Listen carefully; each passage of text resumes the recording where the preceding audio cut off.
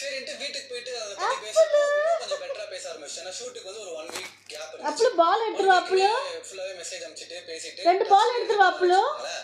அப்புறம் ஷூட் டே அப்ப என்னாச்சு, என் காலேஜ் கேட்ல இருந்து உள்ள போறதுக்கு ஆடிட்டோரியம்ல தான் அந்த ஃபுல்லா நிறைய பேர் வந்து இருப்பாங்கல்ல. ரேம்ப் இல்லடா, வெறும் 2 பேர் தான். ஒரு வெளி காலேஜ்ல இருந்து வருவாங்கடா போட்டோகிராஃபர்ஸ். இது பேர் ஏதோ தெரியலடா எனக்கு. அது கல்ச்சரல்ஸ்லாம் இல்ல. லைக் அது சொல்லி